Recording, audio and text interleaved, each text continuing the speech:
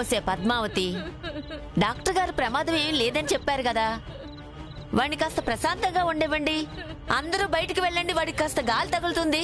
లే రా. లే పద్మావతి, రండి. ఏం కాదులేరా. టీచర్,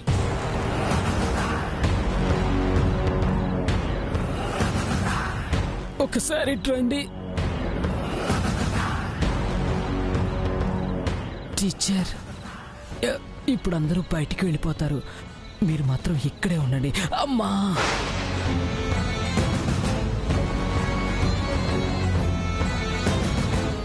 అమ్మా, నా తలకి చెండు బాంబు రాస్తూ మీరు సేవలు చేస్తూ ఇక్కడే ఉండాలి.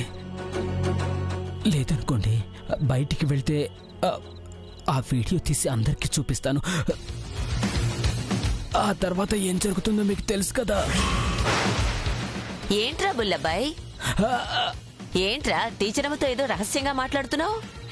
ఏం లేదమ్మమ్మ గారు, డాక్టర్ గారు టైంకి టాబ్లెట్స్ వేస్తూ జాగ్రత్తగా చూసుకోమన్నారు కదా. అదే మా అమ్మ పూజలు, మొక్కులు, హారతులు అంటూ నన్ను ఒంటరిగా వదిలేసి ఎక్కడెక్కడో తిరుగుతూ ఉంటుంది. ఇంకా మా నాన్న అయితే పనికి మాలిన పనులు, పెత్తనాలు అంటూ ఊరి మీద పడి తిరుగుతాడు. నన్ను చూసుకోవడానికి ఎవరూ లేరు టీచర్. నన్ను చూసుకోవడానికి లక్కీని ఇక్కడే ఉంచమని నాతో చెప్తున్నారమ్మమ్మ గారు.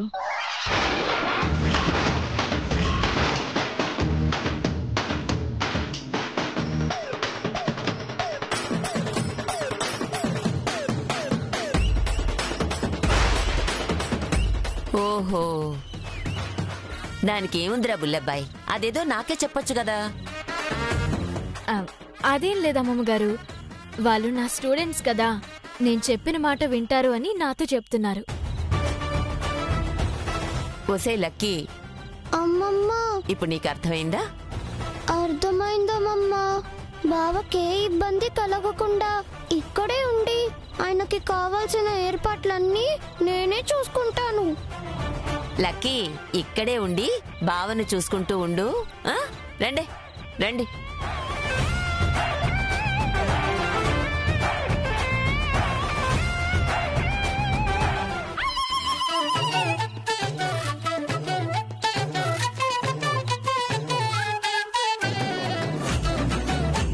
బావా, ఇంట్లో ఇంతమంది పెద్దవాళ్ళుండగా నీకు సర్వీస్ చేయడానికి వయసులో చిన్నదాన్నైనా నన్నే ఎందుకు సెలెక్ట్ చేసుకున్నావు?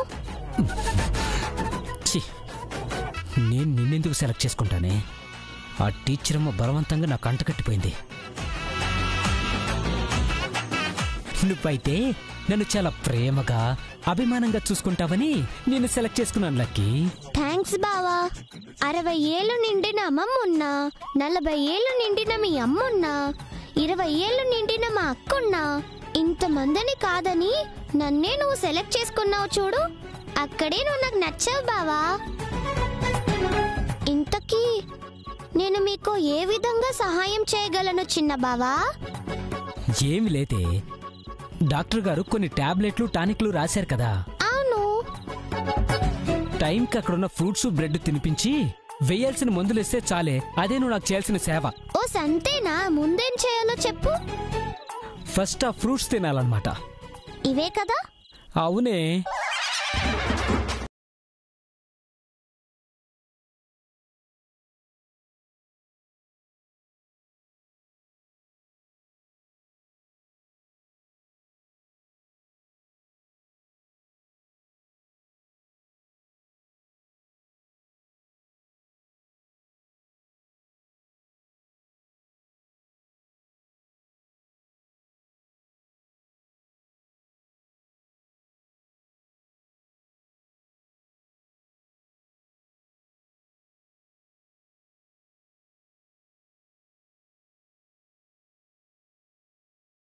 అందుకే తినేసా. తినాలి అన్నది నిన్ను కాదే, నేను తినాలన్నాను. సారీ బావా. నువ్వు పొరపాటున మనిషివై పుట్టావు గాని అదే ఏ ఏనుగై పుట్టుంటేనా గొన్నేనుగుల పక్కన పెళ్ళేనుగులా తిరుగుతుండేదానివే. సర్లే బావా, నెక్స్ట్ ఏం చేయాలో చెప్పు. ఆ బ్రెడ్ తినాలంట. ఓకే, అయితే ఆ బ్రెడ్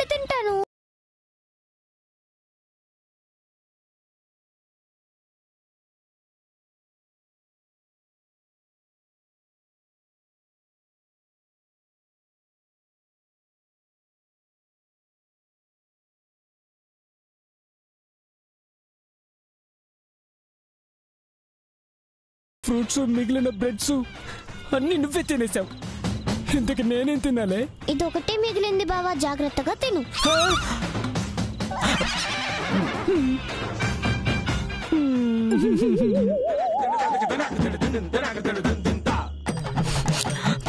ఆ టీచరు నిన్ను నాకు ఎందుకు అంటగట్టిందో ఇప్పుడు నాకు అర్థమవుతుంది.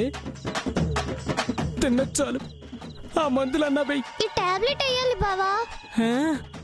క్రికెట్ లో బాల్ ని బ్యాట్ తో కొడతారు కదా, అలా కొట్టు, వచ్చి నా నోట్లో పడుతుంది. ఓకే.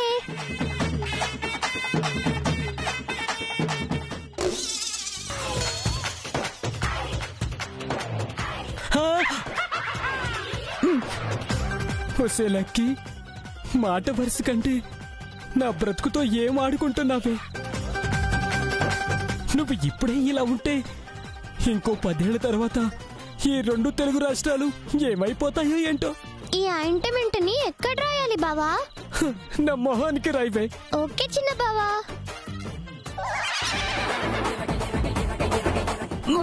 లక్కీ, అమ్మా లక్కీ,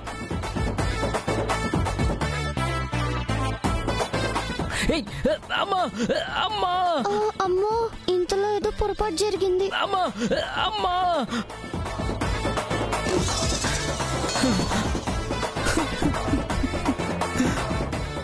ఒరే బుల్లబ్బాయి, నీ బ్రతుకేంట్రా ఇలా తయారైంది? ఎదవ జన్మ, ఎదవ జన్మ.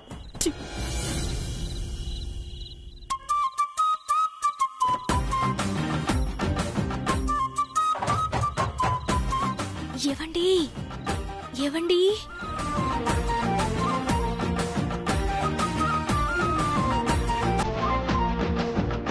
ఎక్కడన్నారు? ఏవండి ఏవండి?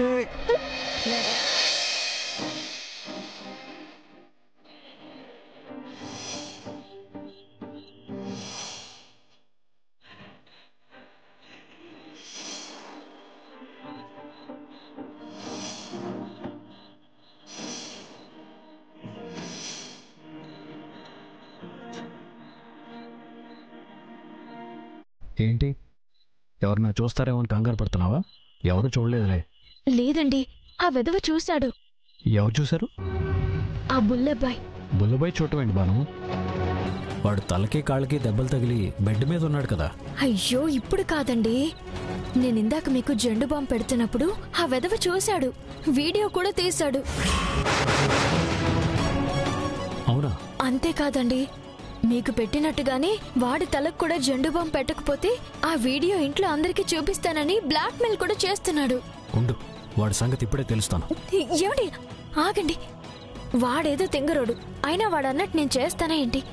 అందుకే నన్ను పడేయాలని లక్కీ వేసిన ప్లాన్ ని తిప్పికొట్టి వాడు పడేలా చేశాను. ఇదంతా లక్కీ వేసిన ప్లానా? అవునండి, ఆ పొట్టిది నన్ను పడేయాలని బాల్ విసిరింది. అదే బాల్ ని కరెక్ట్ టైంకి వాడి పడేలా నేను యూజ్ చేసుకున్నాను. అంతే, దెబ్బకి బెడ్ ఎక్కాడు ఎదవ. కానీ వాడి దగ్గర మన వీడియో ఉందండి, అది ఎలాగైనా డిలీట్ చేయాలి.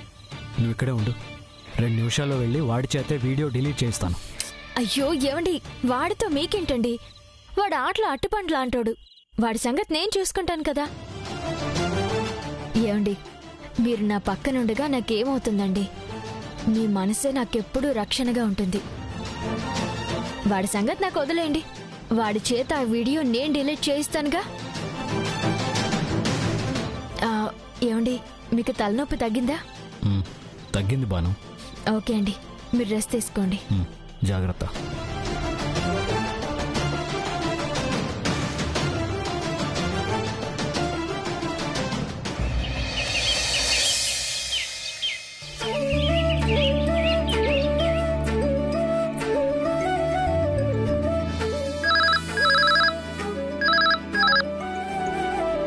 हेलो हेलो माँ जी, नमस्कार.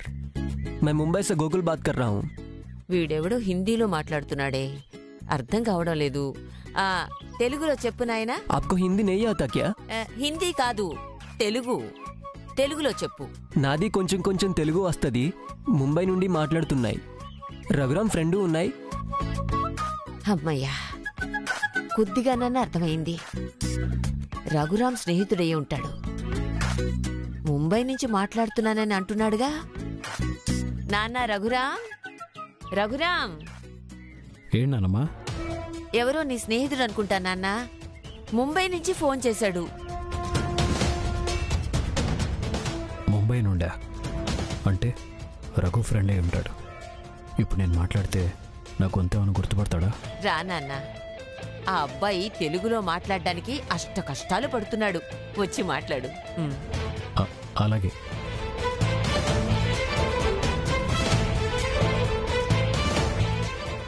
ఇదేదో మనకు పనికొచ్చే మ్యాటర్ లాగానే ఉంది.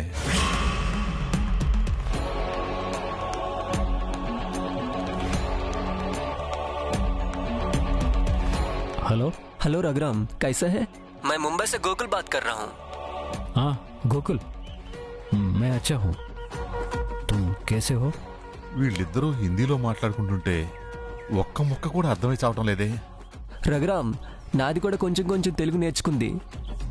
ఇప్పుడు నాది తెలుగులో మాట్లాడినాయి, మీ నాన్నమ్మతో తెలుగులో మాట్లాడినాయి. ఓ వెరీ గుడ్ వెరీ గుడ్. బోలో.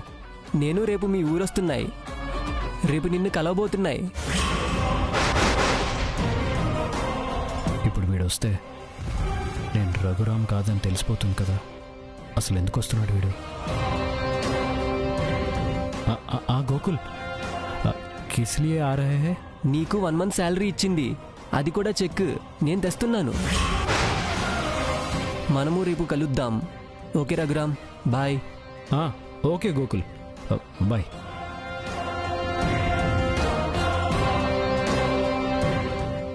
ఏంటి నాన్న? ఏం లేదు నాన్నమ్మా, ముంబైలో నాతో కలిసి పనిచేసిన నా ఫ్రెండ్ నన్ను కలవడానికి వస్తున్నాడంట. అవునా? ఎందుకు నాన్న? మళ్ళీ నిన్ను ఉద్యోగానికి రమ్మంటున్నాడా ఏంటి? అదేం లేదు నాన్నమ్మా, లాస్ట్ మంత్ శాలరీ వచ్చేది ఉంది, ఆ చెక్ ఇచ్చి వెళదామని వస్తున్నాడంట. చేసిన కష్టం ఎప్పుడూ వృధాగా పోదు నాన్న. చూసావా, నువ్వు అడగకుండానే నువ్వు చేసిన కష్టానికి జీతం నిన్ను వెతుక్కుంటూ వస్తోంది. అవును నాన్నమ్మా, అవును.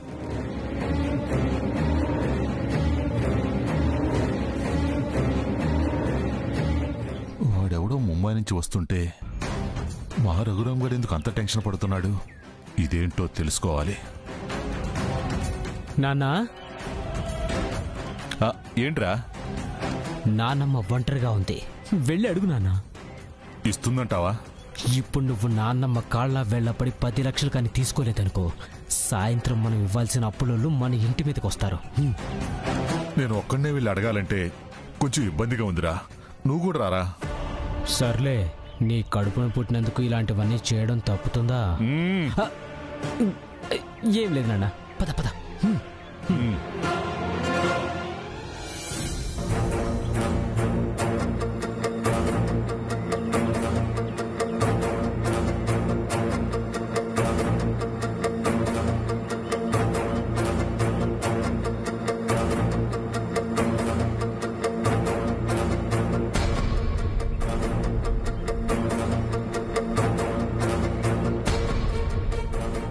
నువ్వు అడగరా?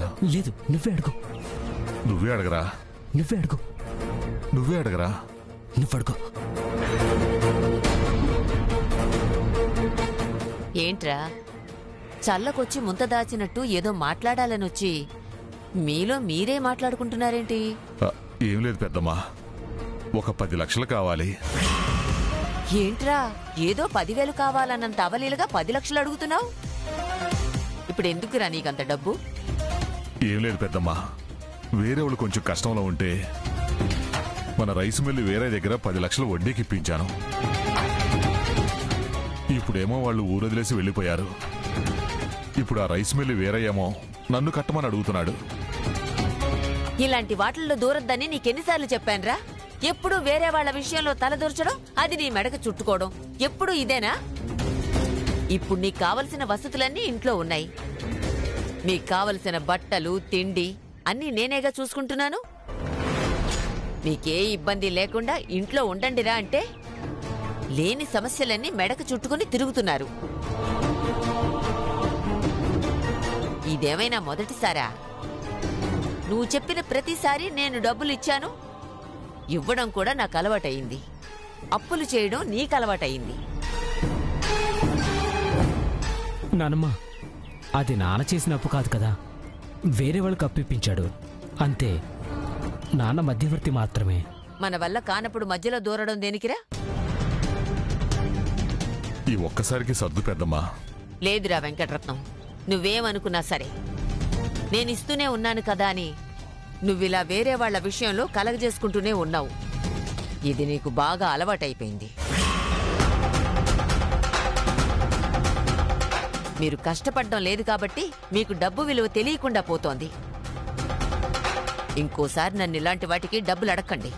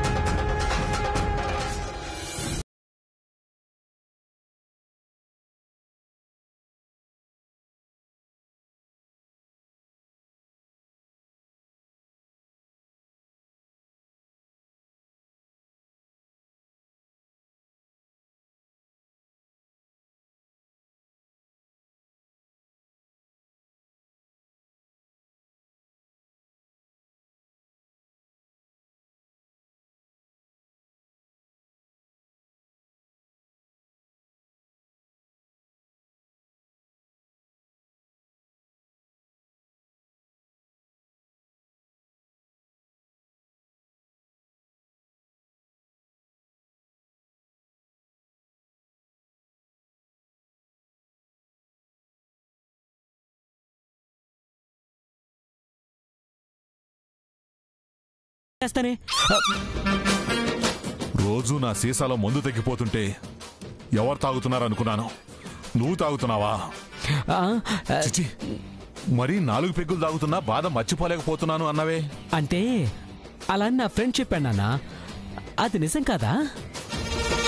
పాపం, అనవసరంగా నా కొడుకును అనుమానించాను. వీడు అమాయకుడే.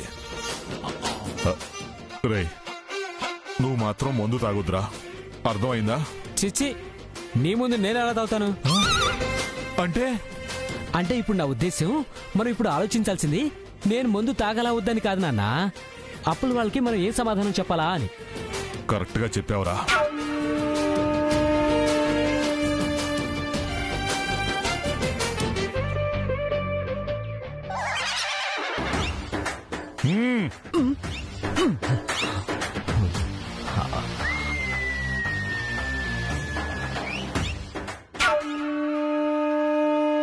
ఆ వడ్డీలు వీర్రాజుగాడు అప్పు కట్టమని ప్రాణం తీస్తున్నాడ్రా. 10 రోజుల్లో తీర్చకపోతే ఇంటి ముందుకొచ్చి గొడవ చేస్తానని వార్నింగ్ ఇచ్చాడ్రా. ఇప్పుడు వాడు ఇంటి ముందుకొచ్చి గొడవ చేశాడంటే మనం 10 లక్షలు అప్పెందుకు చేశాము అనేది పెద్దమ్మకి తెలిసిపోతుంది. ఇందులో తెలియపోవడానికి ఏముంది నాన్న? పేకాట బెట్టింగ్లోనే కదా లక్షలు పోగొట్టుకున్నావు. నువ్వు మాత్రం తక్కువ ఏంటి? నాతో పోటీ పడి మరీ బెట్టింగ్లు కట్టలేదా? సర్లే నాన్న, ఇద్దరం కలిసి అప్పులు చేశాం, ఇద్దరం కలిసి అప్పులు తీర్చాలి. అదేరా, అన్ని లక్షల అప్పు ఎలా తీర్చాలా అని. మన ముందున్నది ఒకే దారి నాన్న. ఏంటది? కిడ్నాప్.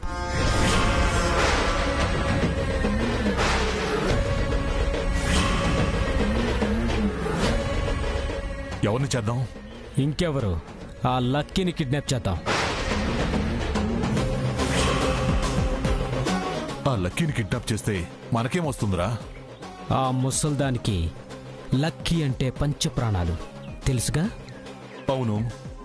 దాన్ని కిడ్నాప్ చేసి ఊరు బయట దాచేద్దాం. ₹1 కోటి ఇస్తే తప్ప ఆ లక్కీని విడిచిపెట్టమని బెదిరిద్దాం.